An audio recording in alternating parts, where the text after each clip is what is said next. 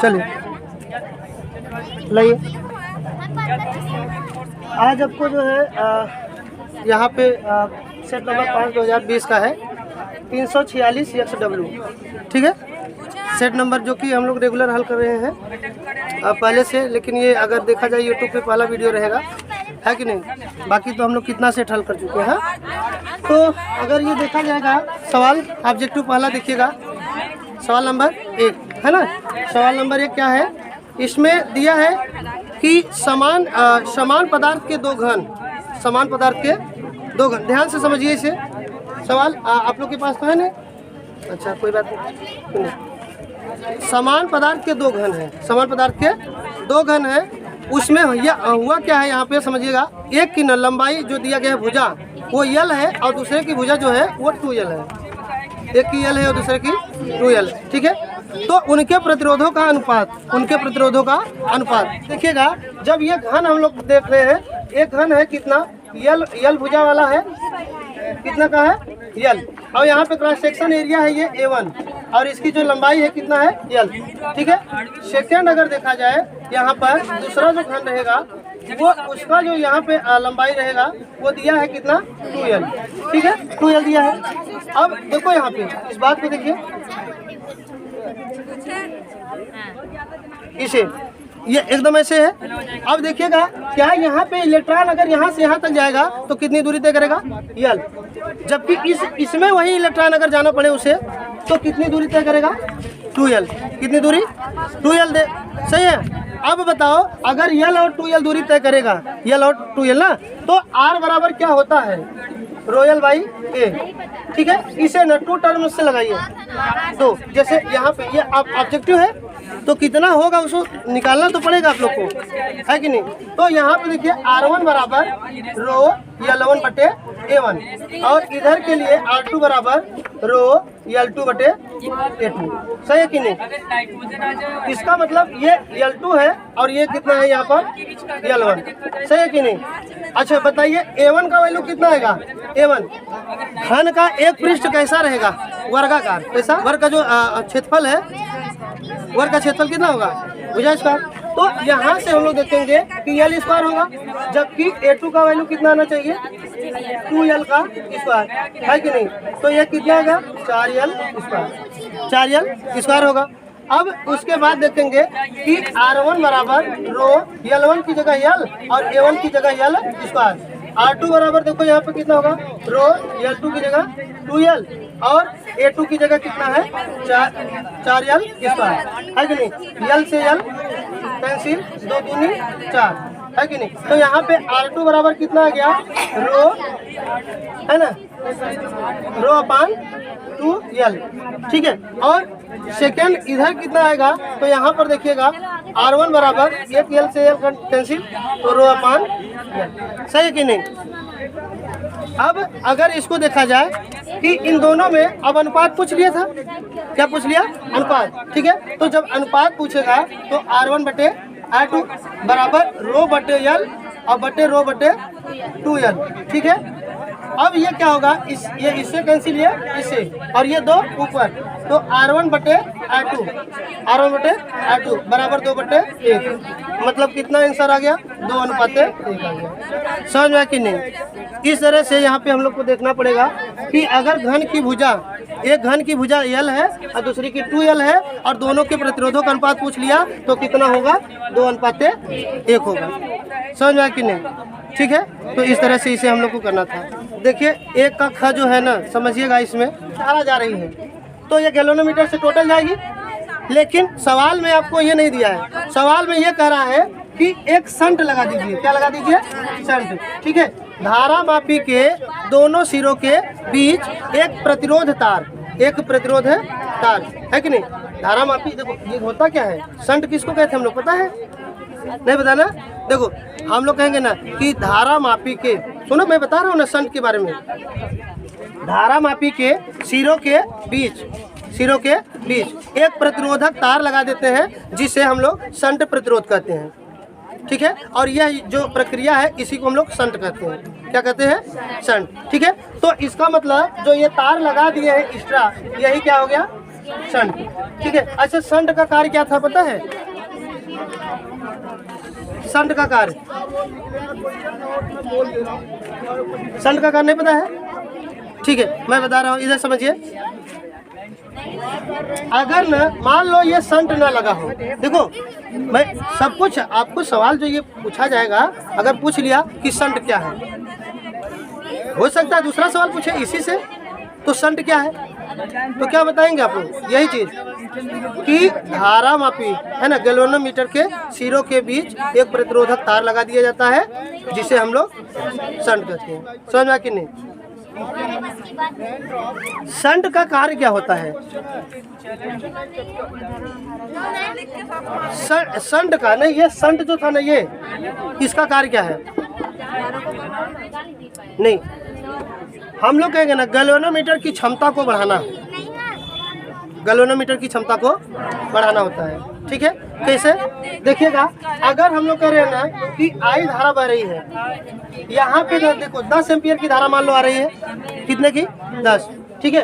अगर 10 एम्पियर की धारा आई सेकेंड, अब इधर यहाँ पे दो भागों में बटेगी धारा, जैसे 10 एम्पियर की है, इधर 3 एम्पियर या इधर 7 एम्पियर। अगर शंट नहीं होता, शंट नहीं होता तो 10 एम्पियर की धारा पूरा गैल्वेनोमीटर से होके जाती। अब गैल्वेनोमीटर बना कैसे था? उसमें भी बाइंडिंग किया गया है। क्या किया गया है? बाइंडिंग। यदि ज़्यादा धारा जाएगी तो उसमें प्रभाव उत्पन्न होगा, जिसके कारण बाइंडिंग जल सकती है। बाइंडिंग क्या हो सकती है? जल सकती है। लेकिन अगर अब हम लोग ये बात करें कि शंट लगा देंगे तो अधिकांश धारा इस शंट से होके जाएगी और थोड़ी सी ही धारा वो गैल्वेनोमीटर से होके जाएगी, ठीक है। और अभी 10 एम्पियर को मापने के लिए जब शंट नहीं था, 10 एम्पियर के लिए हो सकता है ये जल सकती थी, लेकिन अब वही 10 एम्पियर के लिए, क्योंकि इसमें 3 एम्पियर का धारा जा रहा है और इसमें 7 एम्पियर का, तो ये अब इसका कुंडली जले होलेगा नहीं, है कि नहीं। और इस तरह से अब हम लोग यहाँ पे देखते हैं कि 3 एम्पियर और ये 7 एम्पियर। अब सवाल में जानते हो क्या दिया है? आपके सवाल में दिया है कि मुख्य धारा का गैल्वेनोमीटर में न 10% जाए। कितना जाए? 10% मुख्य धारा का। अच्छा, जानते हो जो गैल्वेनोमीटर में धारा जाएगा उसको आईजी से बोलते थे, याद है? गैल्वेनोमीटर कितना?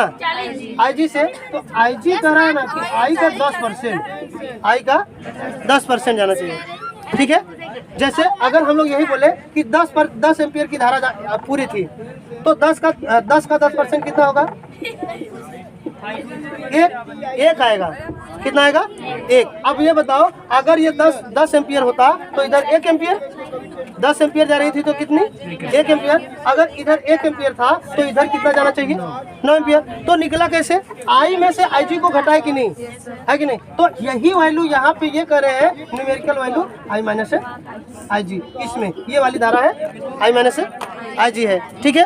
अब ये बताओ, ऐसे कंडीशन में अब हम लोग कहते हैं कि ये शंट और गैल्वेनोमीटर किस क्रम में जुड़े हैं? शंट और गैल्वेनोमीटर किस क्रम में जुड़े हैं? हाँ, समांतर में। अगर समांतर में जुड़े हैं तो उनके सिरों के बीच विभवांतर क्या होना चाहिए? समान होना चाहिए। और V बराबर आई आर होता है, V बराबर आई आर। अब ये बताओ, शंट में धारा और शंट का प्रतिरोध, V बराबर क्या बोल रहे हो? I R. V बराबर आई आर। और दोनों में विभवांतर समान, इसलिए हम लोग कहेंगे शंट की धारा और शंट का प्रतिरोध, ठीक है। सही है, समझ रहे हो ना जी? अब देखो, शंट का प्रतिरोध यदि हम लोग कहें यस है, क्या है?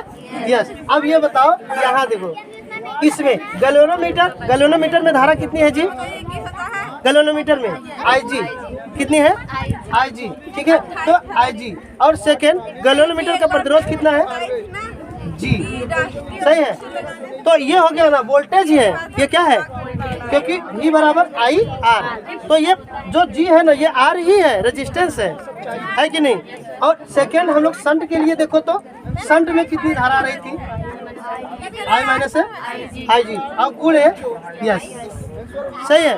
आपको पूछा जानते हो क्या? यस का वैल्यू पूछा है और कह रहा है, पता है यदि G का मान 99 ओम हो, 99 कितना, जी का मान 99 ओम है, तो यस का वैल्यू क्या होना चाहिए, जबकि यहाँ पर कुल धारा का 10% सिर्फ इसमें से पास हो, बाकी इसमें से निकल जाए।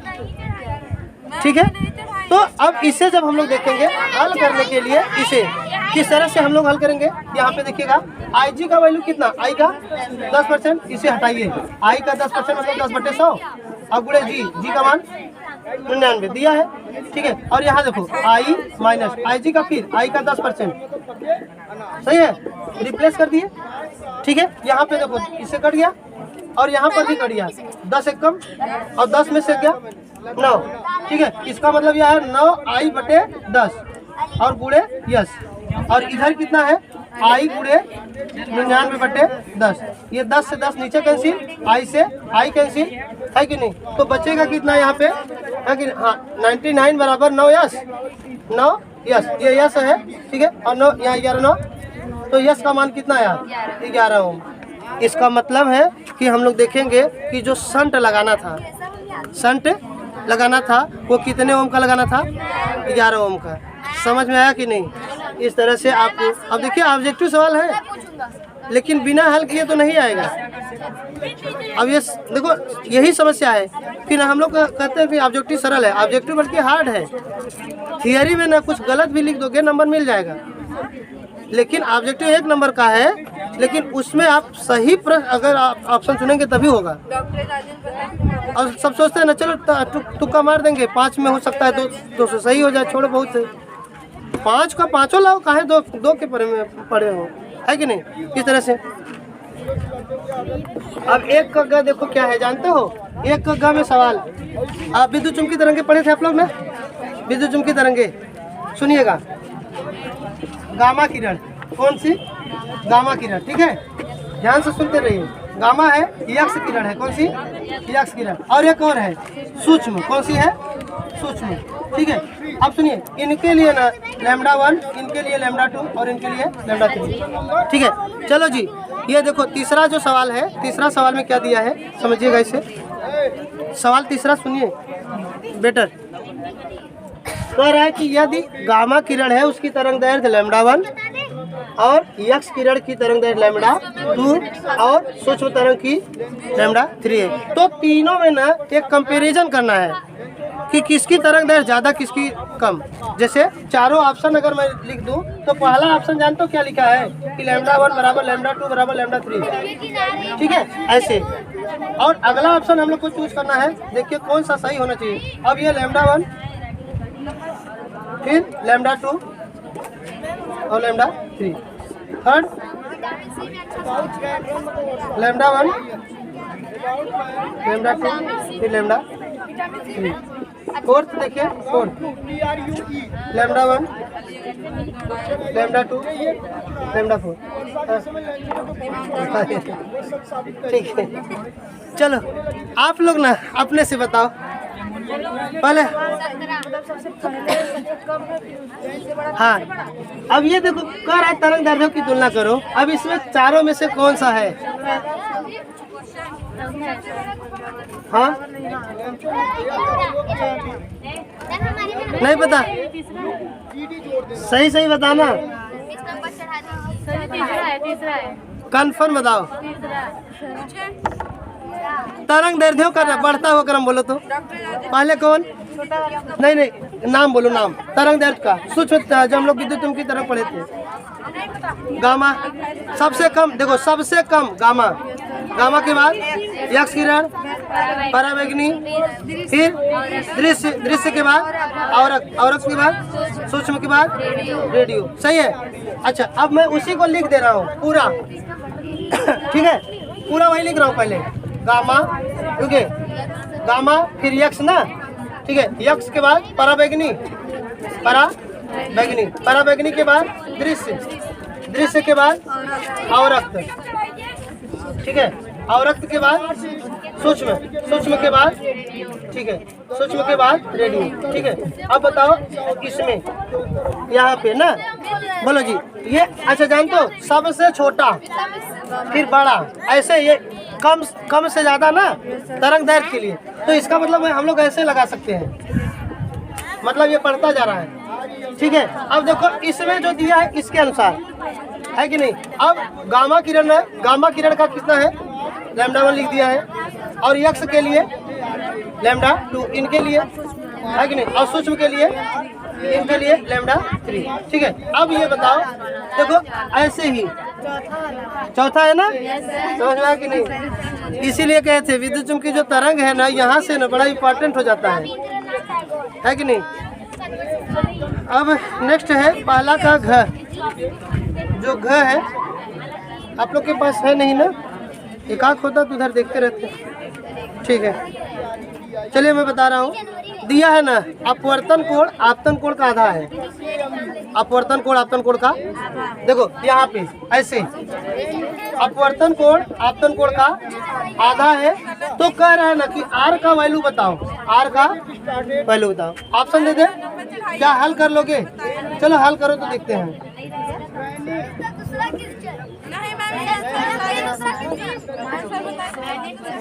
हल करके ना बताओ कि सर ये कौन सा उत्तर सही है।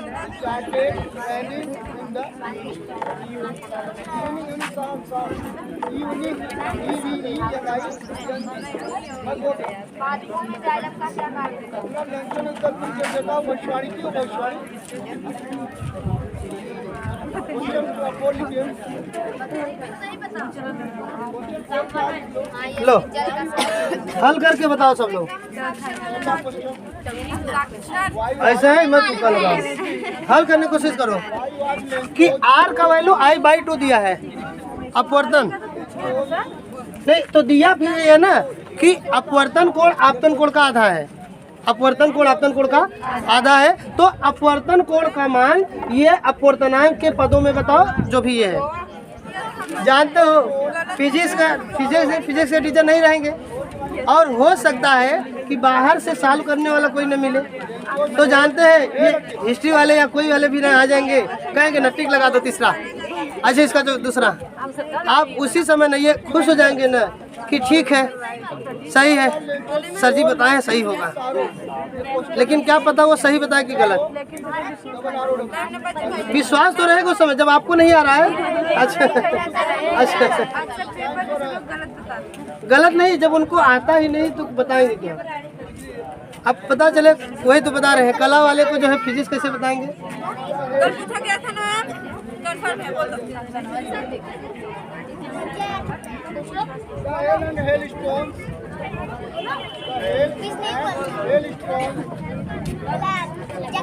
हल हुआ कि नहीं? कोई नहीं हल कर पाए।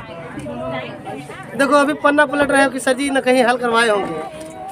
अरे पागलो तुम लोग क्या बताते। देखो इधर n बराबर साइन आई बटे साइन आर, देखो n बराबर साइन आई बटे साइन आर। यहाँ पे देखो i बराबर चाहे इधर ना 2r कर सकते थे ऐसे। अब i का वैल्यू उठा के ना यहाँ पे रख दो, मतलब n बराबर sign 2r upon sine are, है कि नहीं। अब देखो ये sine 2 theta, sine 2 theta, sine 2 theta बराबर 2 sine theta into cos theta, है कि नहीं। तो यहाँ से n बराबर 2 साइन थीटा और इंटू कास थीटा, अब बटे जो भी दिया है ये साइन आर, कैंसिल हुआ। ठीक है, 2 को इसके नीचे तो n बटे 2 बराबर क्या आ गया कास आर। अगर कास को इधर से हटाओ, इधर आएगा तो इनवर्स लग जाएगा, तब r बराबर कास इनवर्स n बटे 2। अरे r बराबर आ जाएगा कितना, कास इनवर्स n बटे 2, ये आएगा यहाँ से। अब बताओ अपवर्तन कोण का मान पूछा था, r ही तो है कि नहीं। अब ऐसा कोई इसमें ऑप्शन में दिया है, समझ में आया कि नहीं। लिखना चाहते हो तो लिख लीजिए, यहाँ पे ऐसे लिख देना। ये सवाल ये है ना कि यदि अपवर्तन कोण आपतन कोण का आधा, एक आध 2 प्रैक्टिस सेट और हल कर लीजिए ना, उसके बाद बेटर रहेगा। अन्यथा ना जब आप लोग पहली बार पेपर देंगे, इतना ना देखते ही ना सब पहले हड़बड़ा जाते हैं फिजिक्स का कि अरे परिभाषा रट के आए हैं, परिभाषा आया ही नहीं। चलिए देखिए, ये 4 चित्र दिए गए हैं और आपको बताना है, देखो इस चित्र में बताना क्या है, पश्च उत्क्रम अभिनत, उत्क्रम अभिनत, ठीक है। उत्क्रम अभिनत के बारे में बताना है। उत्क्रम मतलब समझ रहे हो, पश्च, इसका मतलब क्या होता है, पश्च। अग्रदिशिक और पश्चदिशिक पढ़े थे ना, ठीक है। यहाँ पे ये जो सिंबल है ये पीएन संधि डायोड है, पीएन संधि डायोड। अब बताना है ना कौन पीएन संधि डायोड ना पश्च अभिनत में है, पश्चदिशिक पीएन संधि डायोड कौन सा पश्चदिशिक है, 4 ऑप्शन दे दिया। ऐसे नहीं बताना है कौन सा पश्चदिशिक है कौन सा नहीं है कि नहीं। अब बताओ कौन सा होगा, हाँ तीसरा होगा, धारा नहीं हो, वो सिंबल है, याद रखना। हाँ चलो देखो मैं बताता हूँ ना, पीएन संधि डायोड का पहले देखिएगा। पीएन संधि डायोड में एक पी क्षेत्र को और एक एन क्षेत्र को जोड़ दिया गया। जब पीएन संधि डायोड देखो एकदम बढ़िया से, जो भूल गए कोई बात नहीं। अब देखो फिर से, है कि नहीं, एक पी क्षेत्र था और एक एन क्षेत्र। देखो जब हम लोग देखेंगे कि पी क्षेत्र को एन क्षेत्र से जोड़ा जाता है, पी क्षेत्र में ना आवेश वाहक कौन होता है, कोटर। कौन होता है, कोटर। लो कोटर बन गया, ठीक है, सेकेंड। और एन क्षेत्र में इलेक्ट्रॉन, ठीक है। और यहाँ बताओ अवक्षय परत बनता है, ठीक है। अब बताओ इसके बाद अग्र और पश्च की बात करना, इसके बाद अग्र और पश्च की, समझ नहीं होना आ रहा ना। हाँ तो पीएन संधि देखो जी, इसमें पीएन संधि डायोड में पी क्षेत्र में कोटर और एन क्षेत्र में इलेक्ट्रॉन, ये तो हम लोग पढ़े थे।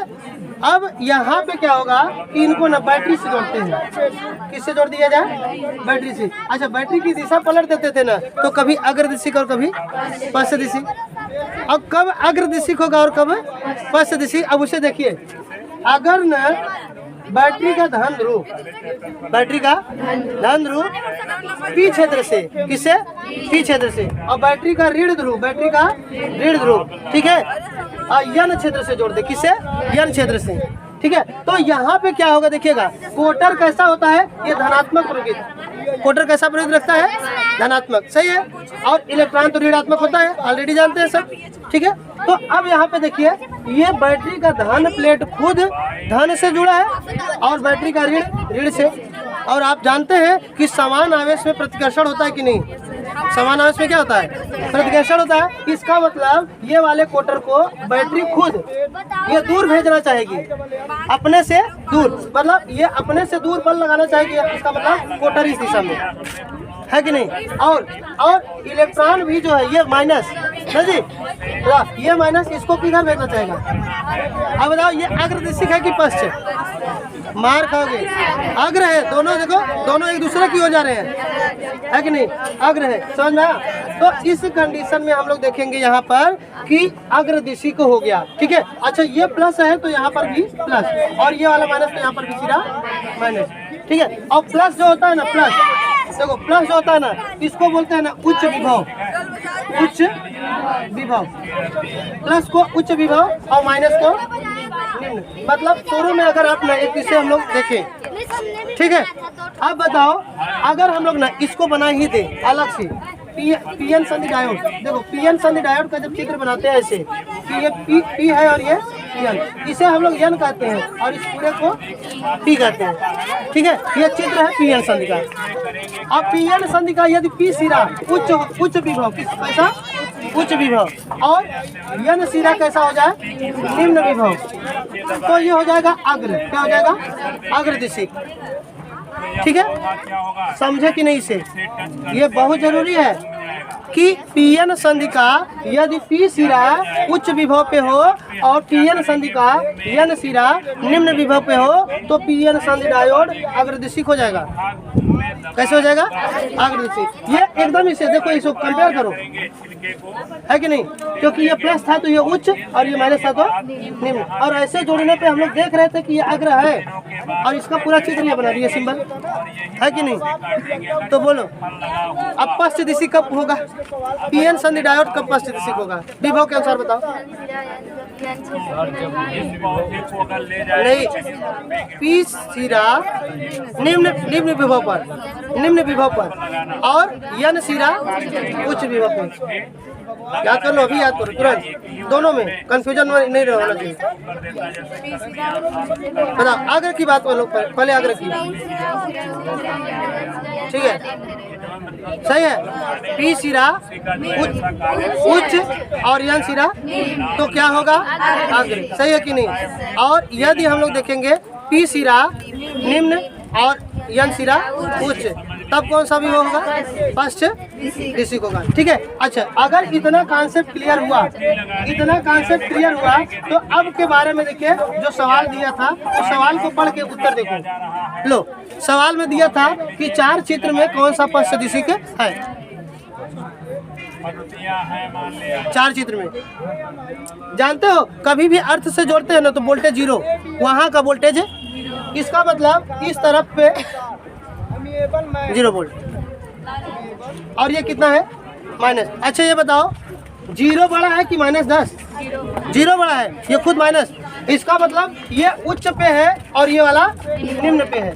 ठीक है। और अगर इस तरह से हुआ तो पी क्षेत्र बताओ, अगर पीएन संधि डायोड का पी क्षेत्र उच्च विभव पे हो जाए और पीएन संधि डायोड का यन क्षेत्र निम्न विभव पे हो जाए तो ये कैसा रहेगा? अग्र की पश्च?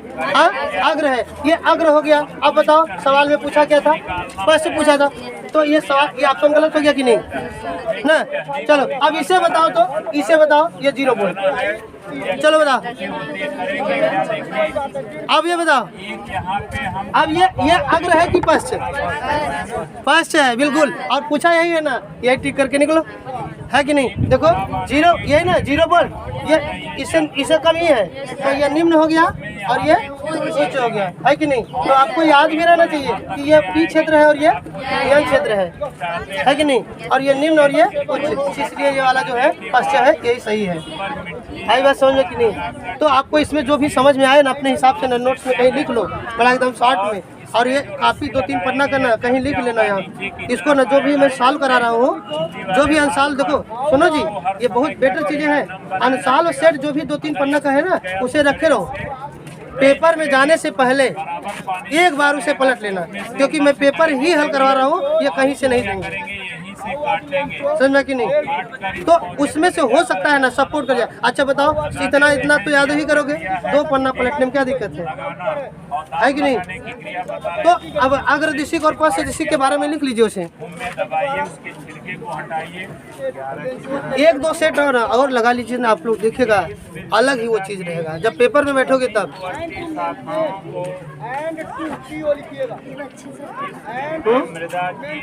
अरे पहले आप लोग ना जब पढ़े होंगे तो सोचते होंगे ना, चलो ठीक है परिभाषा रट के ना काम हो जाएगा। अभी अगर ना आप अंशाल उठाइए और पूरा सेट हल कीजिए ना, तो समझ में आ जाएगा कि परिभाषा क्या है। इंटर का फिजिक्स ना कॉन्सेप्ट मांगता है, पूरा कॉन्सेप्ट।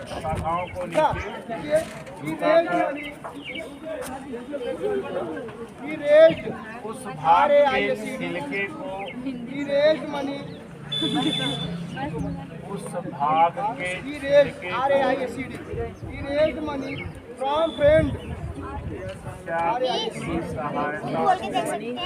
मनी फ्रॉम फ्रेंड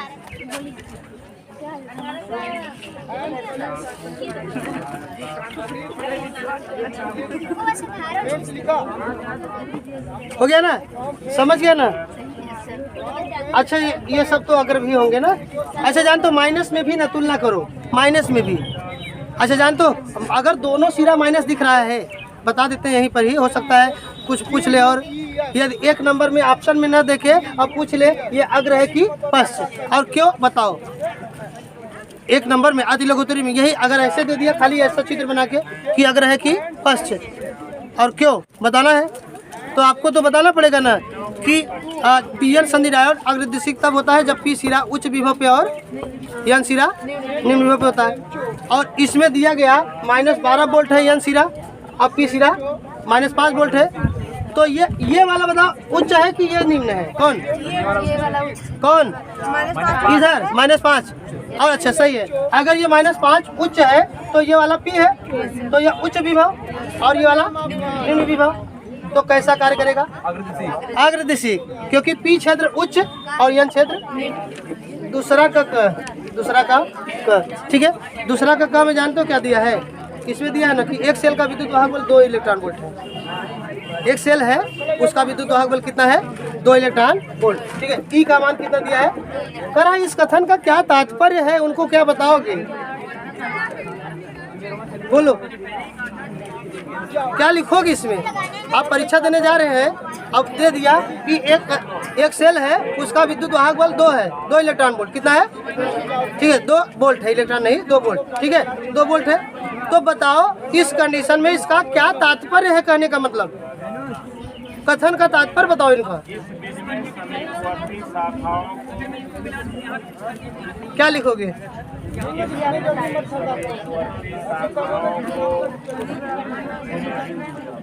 नहीं पता?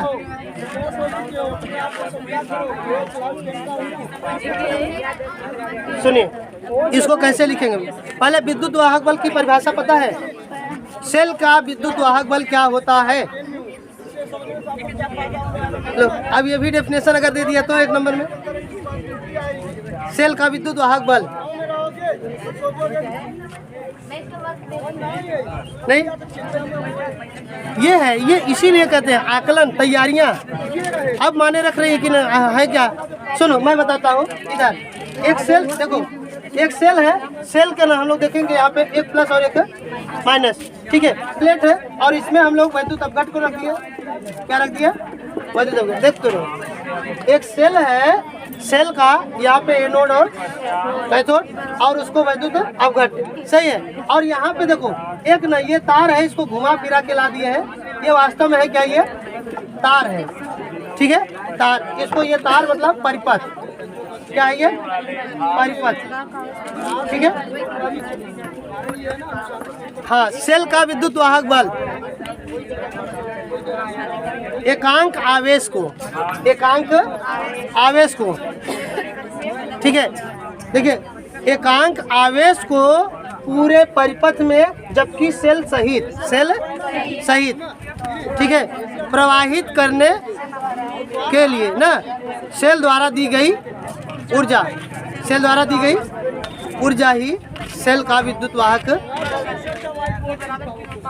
ठीक है हाँ बिल्कुल। तो E बराबर W/Q। इसका मतलब W बराबर क्या होगा? EQ है कि नहीं? तो यहाँ से W बराबर कितना आ गया? E का मान कितना है जी? 2 और Q का एकांक बोलते हैं। कितना? एकांक 1 2 1 कम 2। इसका मतलब क्या हुआ? 2 जूल। मतलब सेल ने एकांक आवेश को, 1 कूलाम आवेश को, सेल द्वारा 1 कूलाम आवेश को पूरे परिपथ में प्रवाहित करने के लिए 2 जूल की ऊर्जा खर्च की है कि नहीं? इस कथन का तात्पर्य यह है। समझ में कि नहीं? अब इसे लिखते कैसे? कैसे लिखोगे? पहले ना उनका डेफिनेशन लिख देना। डेफिनेशन यही क्या कि एकांक आवेश को, एकांक आवेश को पूरे परिपथ में सेल सहित प्रवाहित करने के लिए सेल द्वारा दी गई ऊर्जा को ही सेल का विद्युत वाहक बल कहते हैं। ठीक है। फिर E बराबर W/Q। यहाँ से फिर से ना W लिख देना। W बराबर EQ और E का मान 2 और Q का मान 1, तो 2 जूल आ गया। अब लिखिएगा ना निष्कर्ष, है ना, कथन का निष्कर्ष। तो हम लोग लिखेंगे क्या कि जिस सेल का विद्युत वाहक बल 2 इलेक्ट्रॉन वोल्ट है ना जी, ऐसे एकदम बेटर लिखने के लिए अपने तरीके से, जिस सेल का विद्युत वाहक बल 2 इलेक्ट्रॉन वोल्ट है अर्थात एकांक आवेश को पूरे परिपथ में प्रवाहित करने के लिए सेल ने 2 जूल की ऊर्जा खर्च की है या दी है। समझ में आया कि नहीं? ये पूरा लिखना पड़ेगा ऐसे बना के अपने से। ठीक है, इस तरह से कर लोगे। दोबारा आएगा तो दोबारा आएगा, कर लोगे ना, ठीक है। एक हेनरी स्वप्रेरण गुणांक की परिभाषा बताना है आपको। एक सेकेंड की ये देखो इसको ना डायरेक्ट पहले देखो, एक हेनरी जो है ना ये यल का यल है, क्या है यल। आपको याद होगा कि E directly proportional to delta I upon delta T, ये था, है ना। और जब प्रोपोर्शनल हटाए थे तो यहाँ पर क्या गया था यल, और डेल्टा को ही डी भी बोलते हैं, D i upon D t, है कि नहीं। अब ये बताओ यल बराबर कितना हो जाएगा यहाँ से, e upon d i upon D t, है कि नहीं। और देखो जो d i upon D t है, d i upon D t. अच्छा इससे पहले ये बताओ डी भी अपॉन डी टी बराबर ये होता है क्या। अरे भी मतलब ये वेग है, क्या है वेग। अच्छा अब बताओ डी भी अपॉन डी टी को क्या बोलते हो, अगर शब्दों में बोलना है। डी भी अपॉन डी टी को क्या बोलेंगे। अरे वेग परिवर्तन की दर, दर मतलब क्या, समय के सापेक्ष तुलना करने को दर कहते हैं, है कि नहीं। समय के सापेक्ष जब तुलना की जाएगी तो क्या कहोगे, दर कहोगे। तो इसका मतलब अगर D V upon D T हम लोग पहले पढ़े हैं तो इसका मतलब वेग परिवर्तन की दर, ठीक है। ऐसे ही यहाँ पे देखो D i upon D T को क्या कहोगे, धारा परिवर्तन की दर, धारा परिवर्तन की दर। अब देखो एक हेनरी की परिभाषा देना है, इसका मतलब यल का मान कितना आना चाहिए, एक। कितना आना चाहिए, एक। हम लोग कह रहे हैं ना कि d i upon D t का मान एक रख लो, d i upon D t का मान एक। और अगर ई का भी मान कितना आ जाए एक, तो यल का मान ऑब्वियसली जो है एक आएगा, है कि नहीं। अब परिभाषा बोलो तो, अब परिभाषा बोलो, कैसे बोलोगे। यदि किसी कुंडली में 1 एम्पियर प्रति सेकेंड, 1 एम्पियर प्रति सेकेंड की धारा परिवर्तित हो रही हो, परिवर्तित हो रही हो और उत्पन्न विद्युत वाहक बल 1 वोल्ट हो, कितना हो, 1 वोल्ट हो, तो स्वप्रेरण 1 हेनरी होगा। स्वप्रेरण गुणांक कितना होगा, 1 हेनरी होगा। परिभाषा याद हुआ, ठीक है। फिर से रिवाइज करो क्या बोल रहे हैं। जब किसी कुंडली में ना 1 एम्पियर प्रति सेकंड की धारा परिवर्तित हो रही हो तो उत्पन्न विद्युत वाहक बल 1 वोल्ट हो, तो स्वप्रेरण गुणांक का मान 1 हेनरी। समझ में आया कि नहीं। इस तरह से हम लोग को डेफिनेशन देना था। हाँ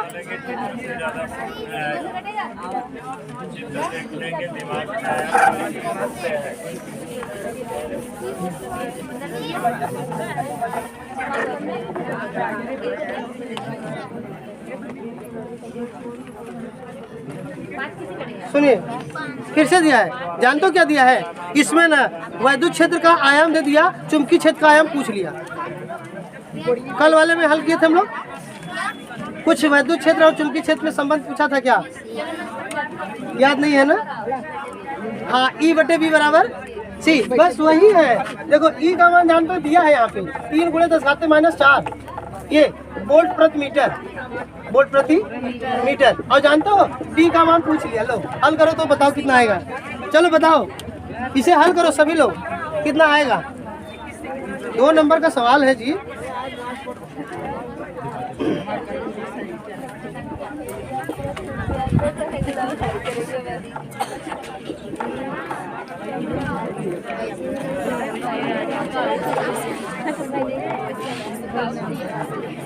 लो दिया है ना कि एक परमाणु है X, जिसका परमाणु क्रमांक Z, अब परमाणु भार A। कर इसमें से ना एक अल्फा कण और एक बीटा कण निकलता है, तो नया परमाणु क्या होगा उसको सिंबल के रूप में लिखो। लिख सकते हैं, हल कर सकते हैं। यही सब चीजें हैं। अब सोच लीजिए, मैं छोड़ नहीं रहा हूँ एक भी, एक तरफ से बता रहा हूँ कितने प्रश्न में से क्या कितने आते हैं आपको।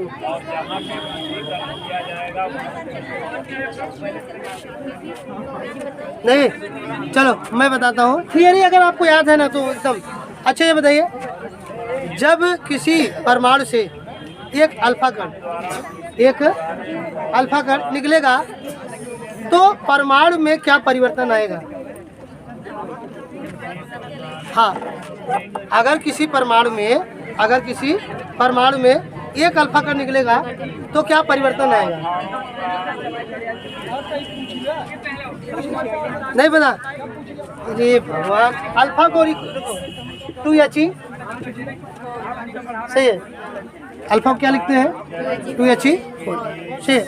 अब देखो परमाणु क्या है? ZX। इसमें से रिएक्शन देखो, रिएक्शन अल्फा कण को निकाल दो, अल्फा कण को। अब सुनो, थियरी क्या कहता है कि जब किसी परमाणु से एक अल्फा कण निकलेगा तो परमाणु क्रमांक में 2 की कमी और परमाणु भार में 4 की कमी। यही समझा कि नहीं? जब भी अल्फा बोले तुरंत 2He4 बोलो दिमाग में, सही है। तो 2 की कमी और 4 की कमी। चलो बताओ।